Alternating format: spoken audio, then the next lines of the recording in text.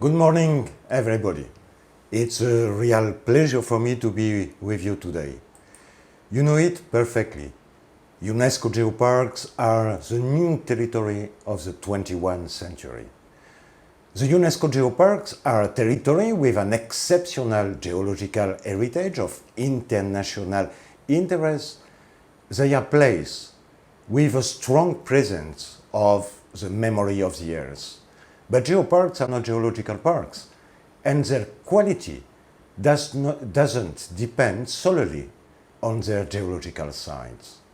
The UNESCO Geoparks must connect around their geological heritage the different territorial heritage, natural, tangible and intangible cultural heritage, and that to put in place sustainable development policies for the direct benefit of its population.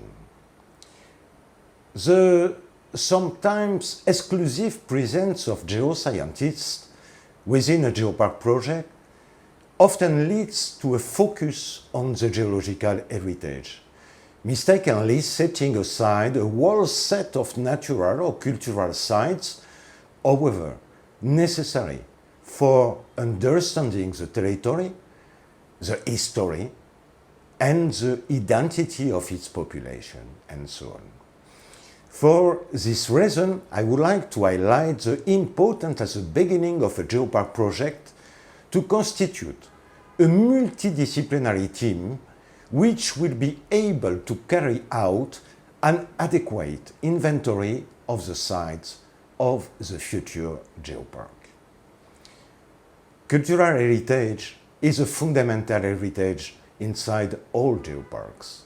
It corresponds to the legacy of physical artifacts and intangible attributes of a group or society that is inherited from past generations. In a large majority of cases, the cultural heritage of a geopark is intimately linked to its geology.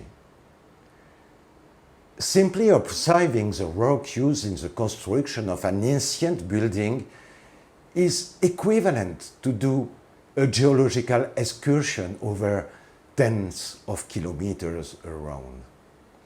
It is thus possible to determine the surrounding geology, the displacement carried out by the population to build the monument, the relation having existed in the past between different regions. The purpose of this presentation is to provide you all the necessary elements to take into account in a geopark project its cultural heritage. And in this presentation you will discover many videos from geoparks all over the world. The term cultural heritage encompasses several main categories of heritage. First, we are going to consider the tangible cultural heritage. It means a cultural heritage with a physical presence, and inside the tangible cultural heritage we will find several categories. One concerns the tangible cultural heritage immovable, which consists of buildings, land, and other historically valuable items that are connected by fixed foundation to the ground. It means an heritage that can be moved. Inside this cultural, tangible, immovable heritage, and intimately connected with geology, we need first to consider the cultural landscapes. A cultural landscape is the cultural properties that represent the combined works of nature and of man. The cultural landscape is obviously fashioned from a natural landscape by a cultural group. Culture is an agent, the natural area is a medium, and the cultural landscape is a result. We can have now a look on some cultural landscape existing inside our UNESCO Geoparks. And now, here is a coffee cultural landscape of Colombia, located inside one aspiring geopark named Volcano del Ruiz. The coffee cultural landscape of Colombia was inscribed in the UNESCO World Heritage List in 2011 and is the largest productive designated cultural landscape in all Latin America. For more than 100 years, Colombian families, surrounded by harsh environmental conditions, have accumulated knowledge to adapt their coffee crops by cultivating them in small plots. Another example is in Leshan UNESCO Geopark in China. Its cultural landscape was inscribed in the World Heritage List in 1996. And it's known for its natural beauty. It has inspired many Chinese artists, writers, philosophers, and scientists. Now, going in Europe, one example of cultural landscape is in France. It is in the Beaujolais UNESCO Geopark.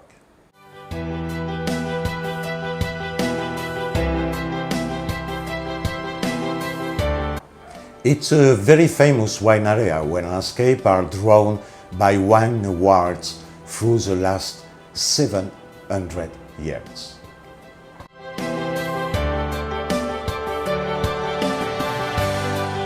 And we follow with wine in this surprising landscape from Lanzarote UNESCO Geopark in Spain.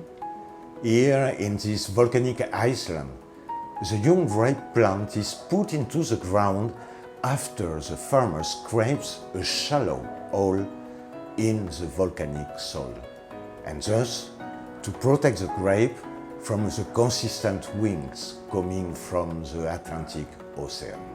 Inside these cultural landscapes and part of the intangible heritage, we have also in several Mediterranean UNESCO geoparks the cultural landscapes connected with dry stone walling that we are looking in this moment. It is a technique and know-how which was inscribed in 2018 in the UNESCO Intangible Heritage List. And I would like to show you an example of geopark action on this technique. It's in the Buren and Cliff of Moher UNESCO Geopark in Ireland.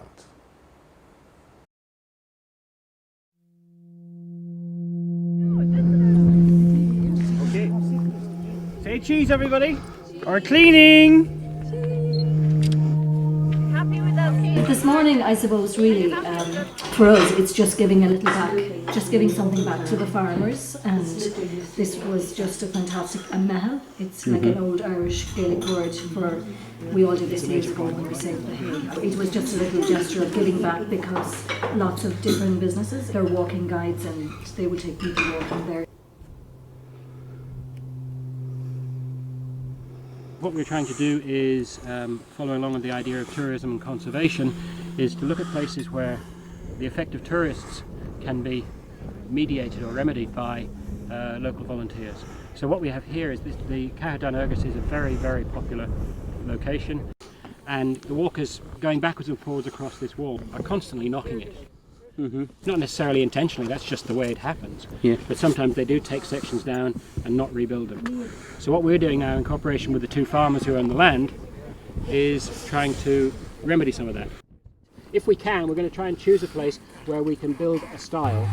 So somewhere which is fairly visible in a direct line, and hopefully will channel the walkers to the style rather than the other ends of the wall. Big stepping stone there, that's a good starting point. Now we can get small and just fit, right? Yeah, but we don't. If anyone grabs a hold, you don't want it falling, so you need to fill with others. We are all members of the Burn Ecotourism Network. We're all people who live in the Burn, work in the Burn in tourism businesses. A man called John Davern, they call him Moscow. And Moscow is a wall builder from over Caherconnell way. And I helped him, to rebuild about 40 feet of wall this year, this spring.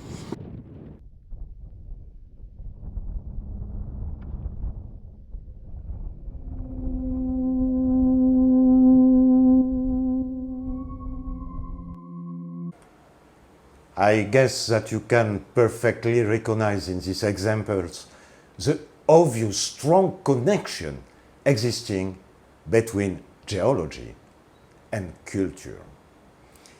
Inside the immovable cultural heritage, we are, of course, looking to several kinds of historical buildings. For example, this castle from the 13th century, located in France, inside the Beaujolais UNESCO Geopark. His name is Montmélas Castle. Now we are changing continent. We are in northern Vietnam at the Chinese border in the Dong Van UNESCO Geopark. And this building named Vuong Palace is a national monument built at the beginning of the 20th century by a king of the Hmong ethnic group, a king who was also a great leader in opium cultivation.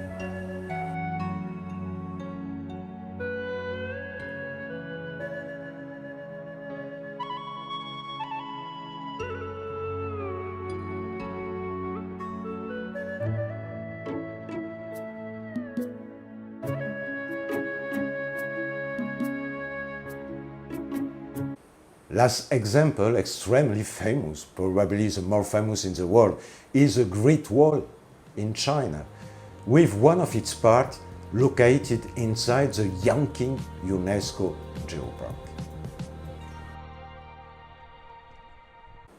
Inside this cultural, tangible, immovable heritage, we can have also archaeological sites, as this one, called Paestum, which was a Greek colony 600 years BC. It is located inside the Cilento UNESCO Geopark in Italy and was inscribed on the UNESCO World Heritage List in 1998. And also, we can have prehistoric sites, as this World Heritage site named Olduvai Gorge, located in the Ngorongoro Lengai UNESCO Geopark in Tanzania. It's probably one of the most important paleoanthropological sites in the world, where was found Homo habilis, one of the first early human species dated from 1.9 million years ago. Another world prestigious prehistoric site is in China, inside the Fangshan UNESCO Geopark. It's the Peking Man site, also inscribed on the World Heritage List. Here was discovered the oldest Chinese man, who was an Homo erectus, dated from 750,000 years ago. Zhoukoudian is surrounded by a number of low, rolling hills. The local soil is made up mostly of limestone, so after years of bombardment with water, many caves of various sizes have been formed, creating ideal living places for the prehistoric peoples who once populated this area. Today, the excavation and study of Zhoukoudian is still in full swing. The site is like an inexhaustible treasure trove of primitive human culture, ever revealing secret after secret to eagerly awaiting anthropologists. But the most important discovery was made over 70 years ago by noted Chinese scholar Pei Wenzhong, the complete skull of Homo erectus pekinensis. In the excavation that followed, more remains were discovered in caves on the northern slope of Dragon Bone Hill. Among them were close to 200 human fossils, representing 40 separate hominids. There were also over 10,000 examples of stone tools and close to 200 different types of animal fossils. Also, a very interesting part of this immovable cultural tangible heritage correspond to rock art sites. Several UNESCO Geoparks have the great chance to have such wonderful sites. Here, it's the Eken Cave, located inside the Basque Coast UNESCO Geopark in Spain. Eken was also declared World Heritage in 2008 by UNESCO and present an exceptional cave art of the Upper Paleolithic era. These artistic manifestations, which are painting and engravings, were created by the inhabitants of this cave 14,000 years ago. Finally, a last example. And it's a fantastic site that I love a lot, which is located in Morocco inside the Mgoun UNESCO Geopark. So in this video we can see a day visit of the management team and the friend of the Geopark, and we can see a traditional Moroccan lunch. And after the lunch, they are visiting one of the sites of the Geopark, very famous, with dinosaur fossil footprints. And they follow their travel, and just close to the dinosaur footprints, there is this wonderful site, which is full on engraving, representing animals, men, shield, javelin, with many war seconds, and these engraving were done around 4,000 years ago. It's a fantastic site on the top of a magic mountain. The cultural, tangible, immovable heritage not concern only ancient activities, but also concern recent industrial activity, as this ouzo old fabric inside the Lesvos UNESCO Geopark. I guess that you know what is ouzo.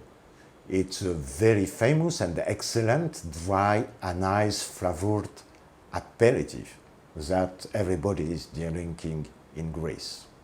Other example is these buildings, witness of ancient mining activities inside the Rocca di Cerere UNESCO Geopark in Sicilia, Italy.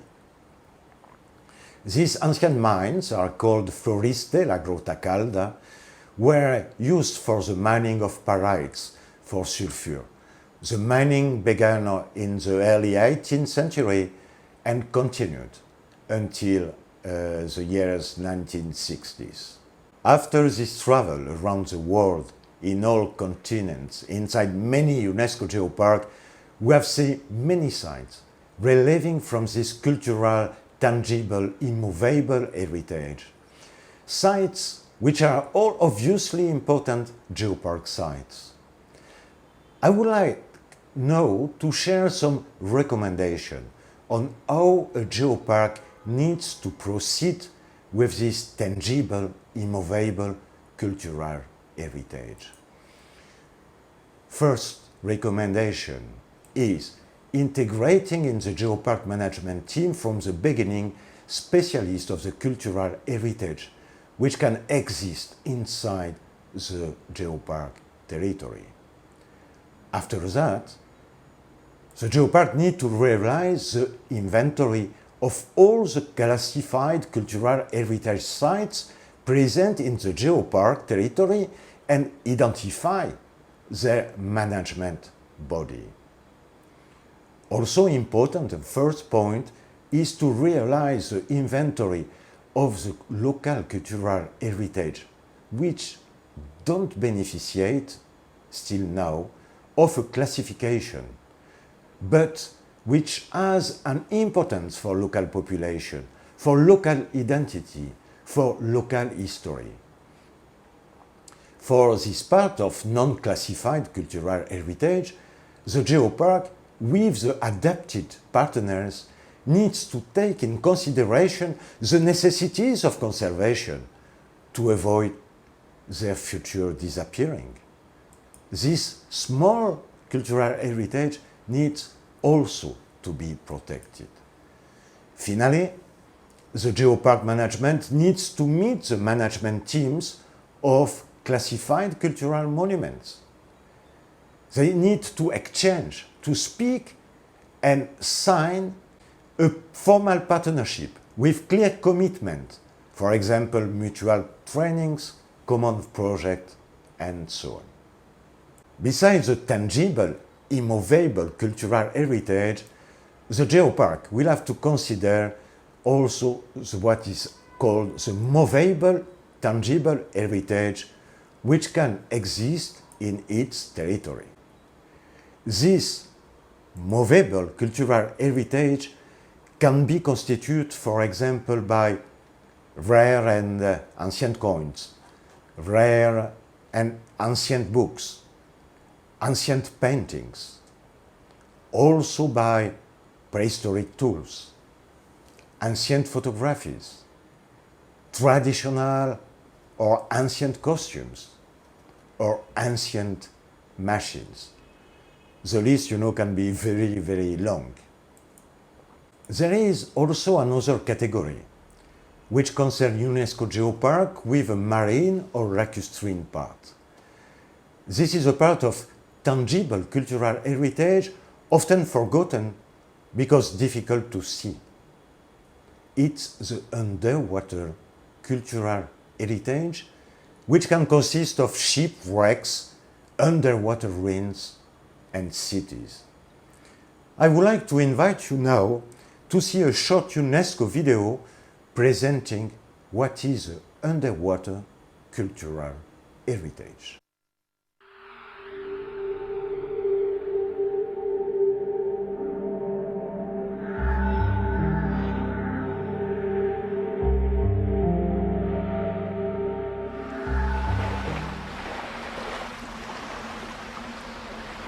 From time immemorial, human dreams and riches have traveled the distant seas.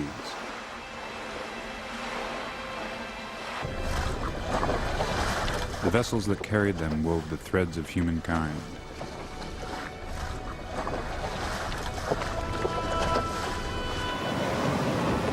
These magnificent adventures on the high seas often face tragedy and shipwreck.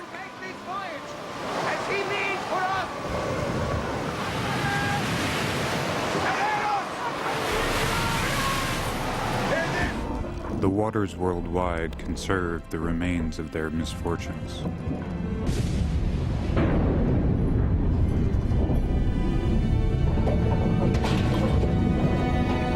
These priceless human footprints are part of our common heritage in the same way as heritage on land. Underwater cultural heritage means all traces of human existence having a cultural, historical, or archaeological character which have been partially or totally underwater, periodically or continuously for at least 100 years.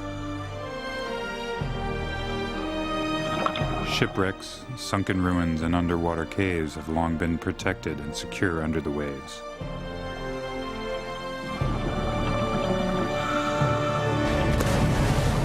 Advances in technology have made the underwater world more accessible, and therefore brought these precious archaeological sites within reach. Archaeologists are now finding unique traces of the history of humanity in the waters of the world. However, the lack of legislation, of little consequence in the past, is today a major source of danger to these valuable sites. While many states have acted to strengthen the protection of their heritage on land, their underwater heritage remains, for the most part, unprotected. The temptation to pillage and sell recovered treasures now exposes underwater heritage to the threat of destruction.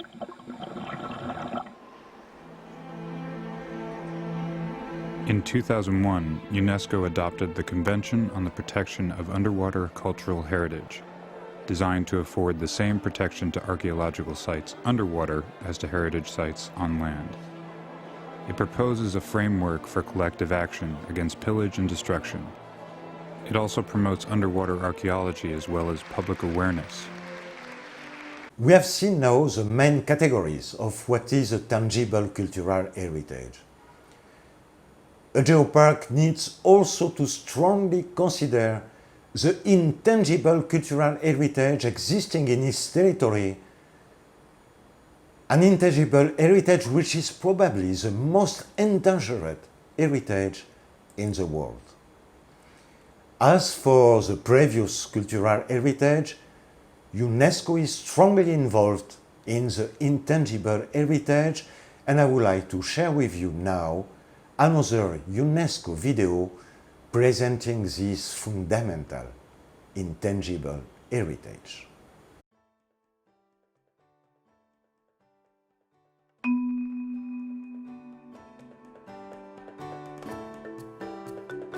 Intangible cultural heritage takes infinite forms. It is a source of human creativity and cultural diversity. Living heritage brings human beings and communities closer together. The 2003 Convention aims at safeguarding this heritage and ensuring its continuous transmission. In 10 years, UNESCO listed almost 500 intangible cultural heritage elements. But how do we grasp the diversity of these elements? How are the cultural practices of communities across more than 100 countries connected? UNESCO mapped them all against 1,000 concepts and invites you to dive into intangible cultural heritage.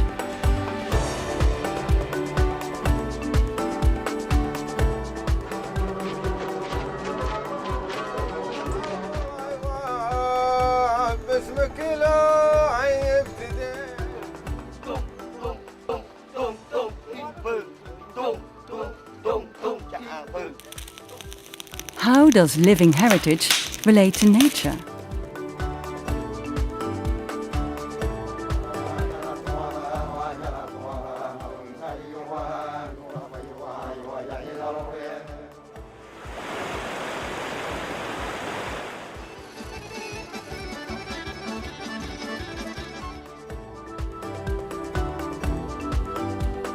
And what about you? What about your heritage? Keep it lively and pass it on.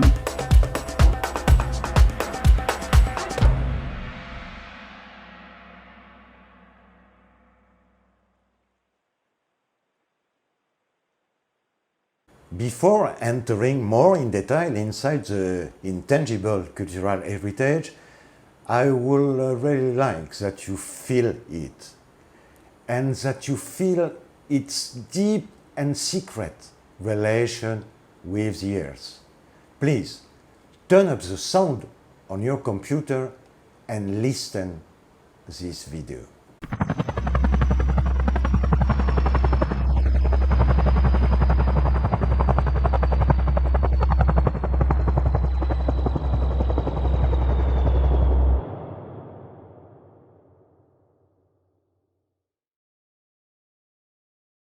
No me he venido mai a esa idea de tener a Roma fare una gara.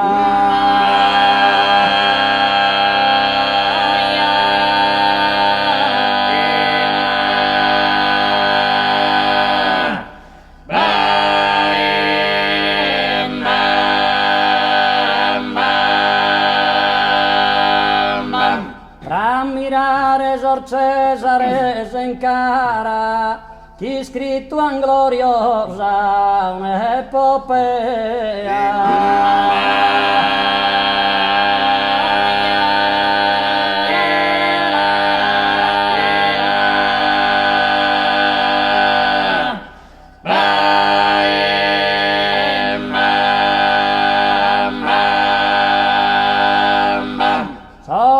discendente des antiche neanze di tu ricettro a Sadiana, ue de Giove e de Marte Bussara o de Santo Predo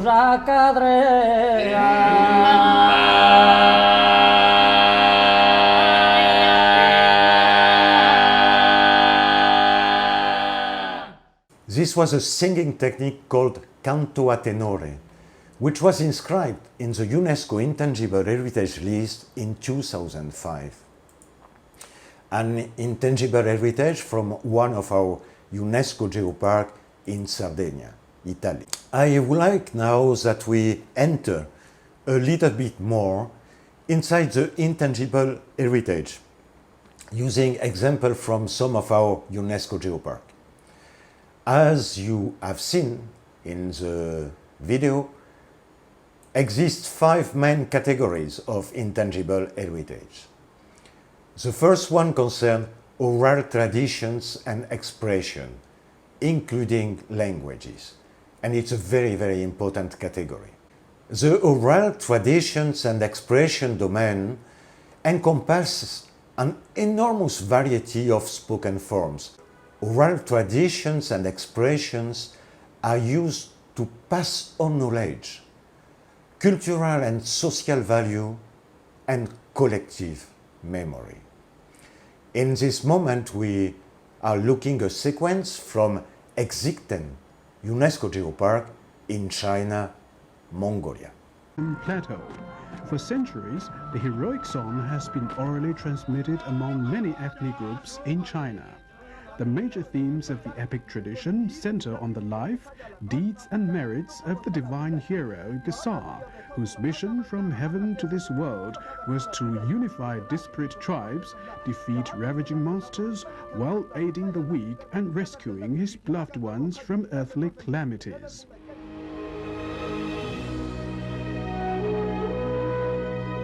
As the creators, inheritors and transmitters of the longest heroic song in the world, over the generations, the Gesai epic singers and storytellers have developed a rich and fascinating oral tradition that still lives today.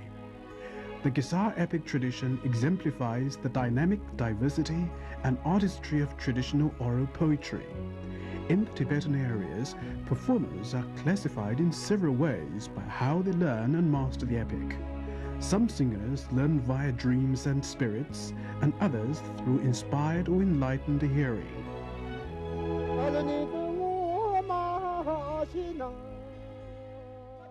In this category of intangible heritage, we have also the languages. Languages which are the necessary base for the cultural identity of the groups. The languages are the expression of the intimate connection which exists between human society and the earth, and it's probably the heritage the more endangered in the world in this moment. Again, let's have a look on a UNESCO video concerning languages.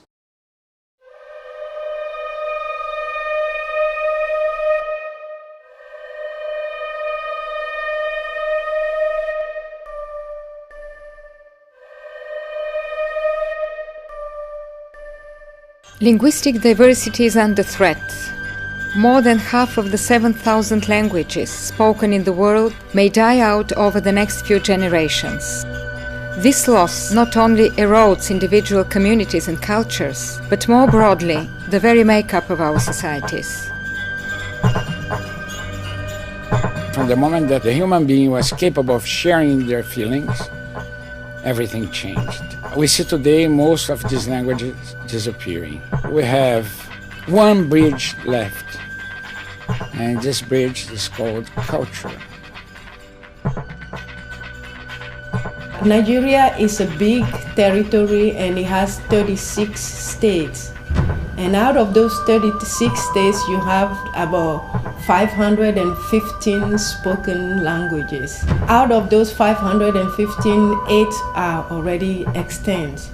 We focus on multilingualism as a way to preserve our valuable linguistic inheritance. If languages do not exist, the cultures disappear. For indigenous peoples in Ecuador, it's really important that our identity would be recognized, and part of our identity is the language that we speak. Ecuador mamayaktamanda mikani, Kichwa shimidami riman. I would like to say to indigenous children and youth that it's important that we reinforce and speak our languages, because that is a tool that will help us to understand each other. In 1999, UNESCO proclaimed the 21st of February to be the International Day for Mother Tongue, and every year that date serves as a platform for events and celebrations to raise awareness about the importance of linguistic and cultural diversity. Children who start off learning to read and write in their mother tongue do better in school. Literacy programs in mother languages bring learners the self-confidence they need to participate in their communities and make informed choices. You need to remember that in this moment of our society, a language disappears each 15 days. One example of extremely endangered language is the Hadza, a kind of click language spoken by a tribe called Hadzabe, located inside the Ngorongoro Lengai UNESCO Geopark in Tanzania. Only remains today 4,000 Hadzabe people living in complex and difficult situations. So to wake up there in the fire, discussing which place we are going to hunting, prepare smoke. Kota is a Sangamal. But when during the day where they stay, I hope that you have listened to the click of the language. Another example of endangered language that I like very much is a whistling language, which is still used and taught in several parts of the world. Here, it's an example from the Gomera Island in Spain.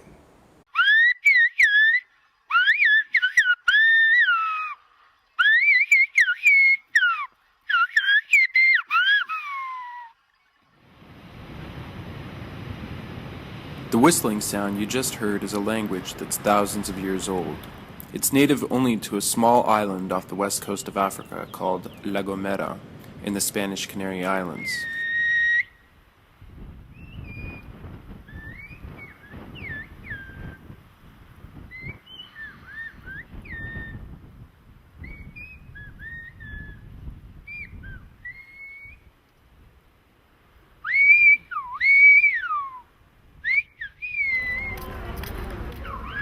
Only in some Vietnamese geopark we have whistle language, and it's used by Hmong ethnic groups. Other domain of intangible heritage are the performing arts.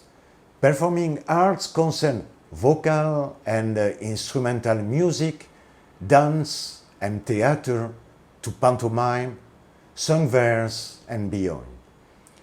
They include numerous cultural expressions that reflect human creativity. Let's have a look on an example of performing art inside the Madonna UNESCO Geopark in Sicily, Italy. It's called Opera dei Pupi, and it's a Sicilian puppet show which was inscribed in the UNESCO Intangible Heritage list in 2008. It emerged in Sicily at the beginning of the 19th century and enjoyed great success among the island's working classes. The puppeteers told stories based on medieval chivalric literature and other sources, such as Italian poems of the Renaissance, the lives of saints, and tales of notorious bandits.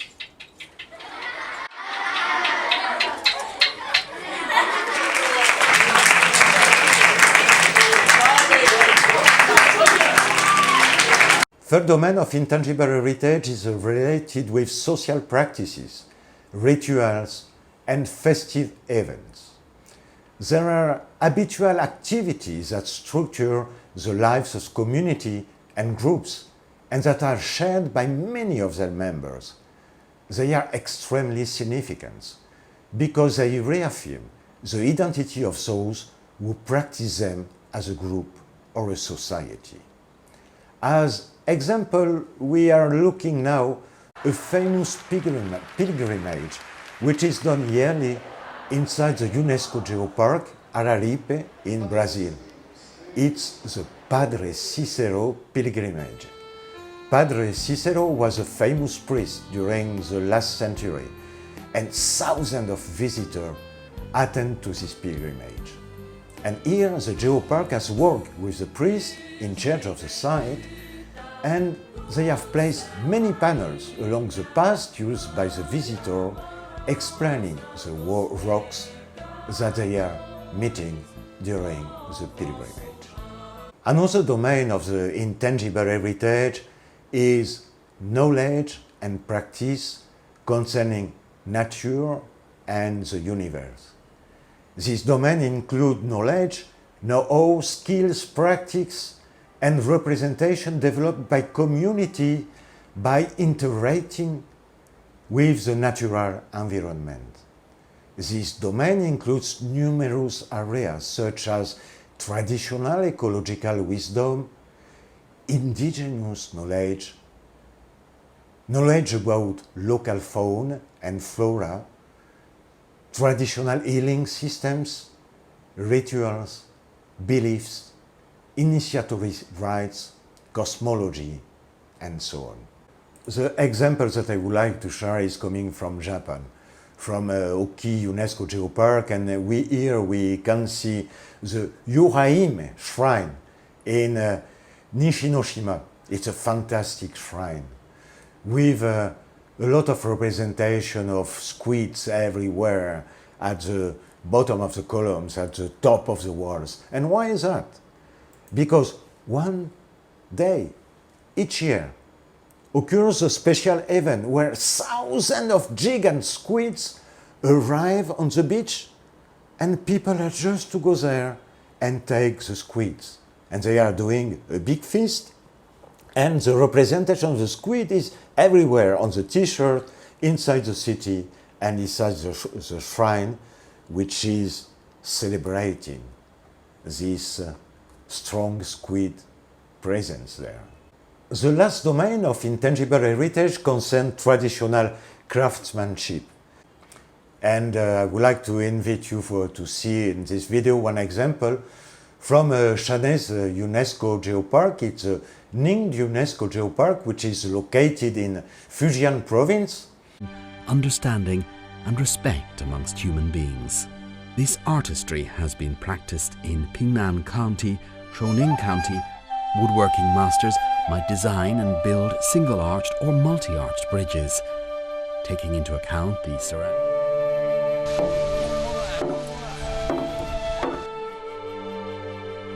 Relatives passing on strict procedures from one generation to another within a clan.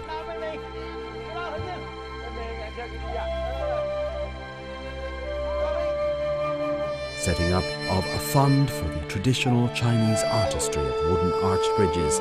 Most of this has come from donations. We have seen fabulous examples from intangible heritage inside UNESCO geoparks all over the world. But often geoparks doesn't know exactly how to proceed and how to work with this so important heritage. So few explanations. First, needs to integrate specialists of cultural intangible heritage inside your scientific committee. Second, Geopark needs to realize the inventory of the classified intangible cultural heritage present in its Geopark territory. Also, the Geopark has to realize the inventory of the non-classified intangible cultural heritage present in its territory. The intangible heritage normally is not very much known, and you can identify an incredible and fascinating number of important intangible heritage during your inventory process. And it's a fantastic, really fascinating moment.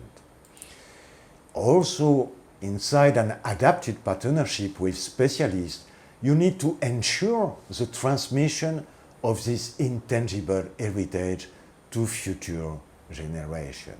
And very important, in case of the presence of a written local language inside your geopark should act for the safeguarding and transmission of this language to future generations. The geopark needs to produce all informative documents, panels, etc. in the national language, in English, and also in the written local language. Here we can see a panel from Goun Geopark in Morocco, where a big part of the population corresponds to an ethnic group called Amazigh, which have a specific Amazigh language called Tifinagh. And you can see in the panel the name of the geopark in French, below the writing in Arabic, and at the bottom in Tifinagh. In a geopark project, working on intangible heritage is really fascinating. And I'm sure that you will discover thousands of unknown stories of practice, which will provide you more intimate and close connection between the earth, the rocks, and local population. I would like now to show you an example of work connected with intangible heritage realized in France in the Haute-Provence UNESCO Geopark.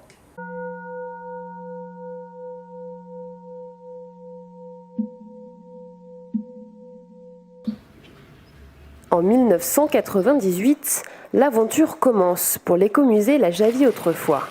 Les habitants de la commune déplorent la disparition d'objets du siècle dernier. L'association commence alors à récupérer ses souvenirs de la vie quotidienne au passé. La collection s'agrandit depuis. On y trouve aujourd'hui des meubles, des photos, des outils de travail, du sol au plafond. De garder le souvenir de ce qu'était la ville avant, principalement en montrant le décalage qu'il y a. Parce qu'aujourd'hui, on a tendance à oublier un petit peu des outils, des méthodes de travail. Aujourd'hui, nous avons eu la chance d'avoir la visite d'une école. On les a sensibilisés sur le fait que le gaspillage, ça n'existait pas, qu'on réutilisait des emballages, qu'on réutilisait des produits. Moi, tout ce qui est en plastique. Non, pas là. Il n'y a rien. Il n'y a rien en plastique. Les élèves de la Javie y ont passé toute une matinée et ils ont apprécié. Le musée est vivant.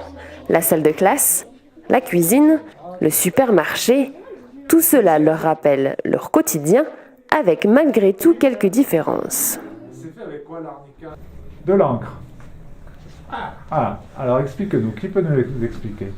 On prend de l'encre et les stylos bleus, on les trempe dedans et après on écrit. Non, on les met là-dedans. C'est une manière pour les élèves aussi de s'approprier la culture et le patrimoine qui les entoure. On avait la possibilité du coup, grâce aux bénévoles de l'écomusée, de découvrir cette superstructure et de poursuivre le travail sur le patrimoine local, immatériel, entamé avec les intervenants du Géopark lors des précédentes interventions. En quelques décennies, beaucoup d'objets liés à la vie agricole, pastorale, au commerce, à l'enseignement ont été donnés ou prêtés à l'écomusée de la Javie. Aujourd'hui, il est considéré comme un lieu de mémoire, un endroit qui nous permet de remonter le temps et de découvrir ce qu'était la vie il y a plus de 100 ans au cœur du Géopark de Haute-Provence. I think that this kind of realization, which don't cost any strong investment, should be possible in all the geoparks all over the world. Besides the tangible and intangible heritage, I would like to insist now on a part of intangible heritage connected with a specific UNESCO program called Human Living Treasure. This program was initiated by Japan and Korea in 1993. Let's see a video from British Museum to present and explain this extremely interesting program, Living Human Treasure. The Living National Treasure system started in Japan, and it's about the production in a modern period of perfection in craft idiom. The system focuses on three main aspects. One is locality, so local craft traditions in regional Japan. It focuses on tradition, and by tradition, this is a practice that has gone from the past and that continues to the present. And then the third angle, which is incredibly important, is the perpetuation of these techniques. So teaching those techniques or recording them for the future. まずこの制度はですね、第二次大戦のすぐ後の1950年に日本の文化財制度が整備をされて、それまでの建物だとか美術品のようなものとしての文化財だけではなくて、芸能や工芸のように人間の技を文化財として守っていく制度を作ったんですね。工芸の分野では最高58人しか認定できない、とても限られた人たちしか認定に対象にならないんですね。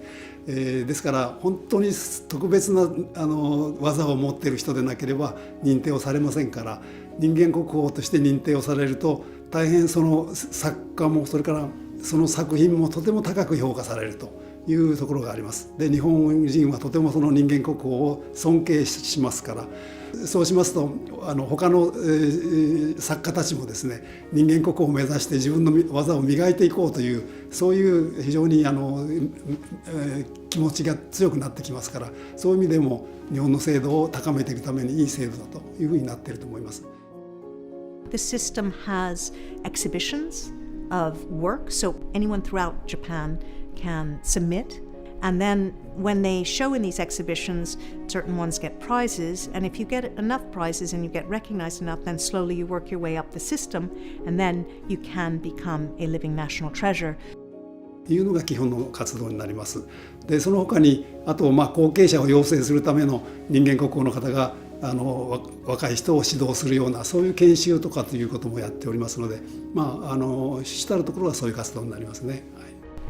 The British Museum collected a number of artists in different medium. All of these Living National Treasure works, along with other examples of excellence in regional craft, populate the Mitsubishi Corporation Japanese galleries, but also we have key examples in the store that we will bring out on rotation. What the Japanese galleries are committed to is showing Japan from the past to the present through a series of incisive stories. And we all live now in the contemporary period, so we see through the lens of the present, and we're looking towards the past.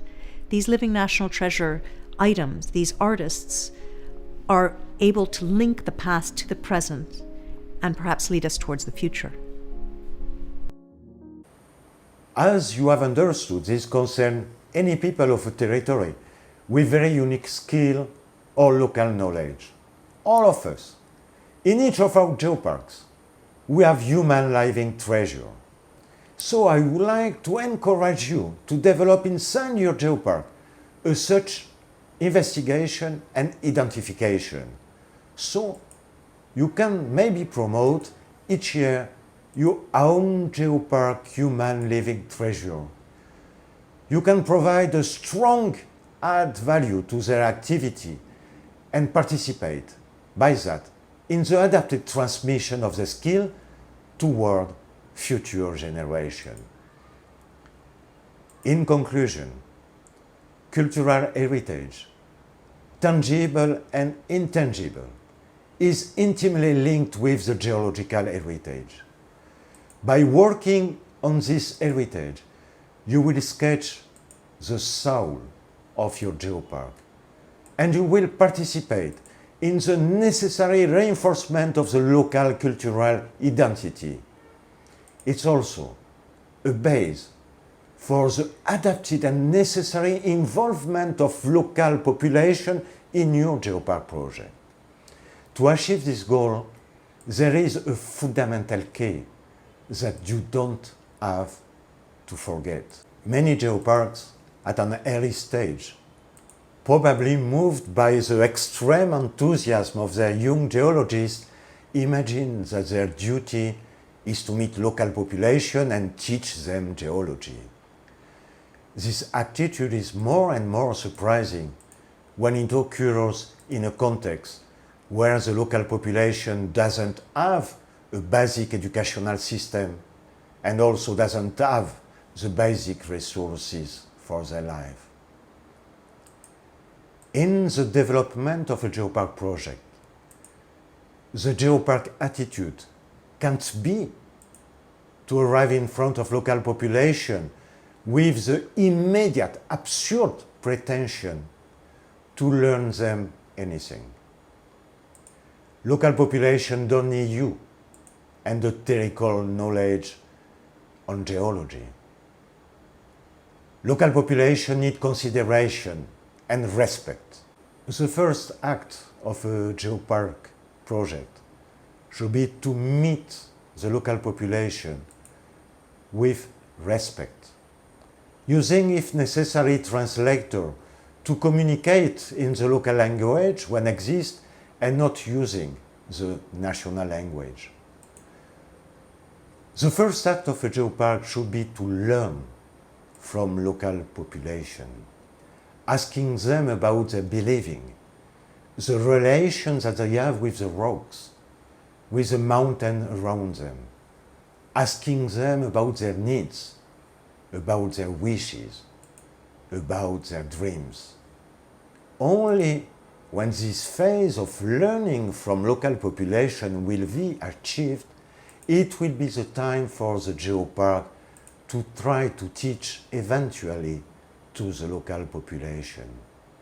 A geopark can be another colonialist act where local population has suddenly obligation to learn something about geology. Learning first, before trying to teach, is a base key to develop an harmonious and intelligent geopark project in which the local population will be fully respected and involved. The adapted consideration and action of a geopark on tangible and intangible heritage is absolutely necessary to reach a unique geopark project we will be able to provide a necessary social peace as well as an adapted economical development towards its local population. Thank you very much for your attention.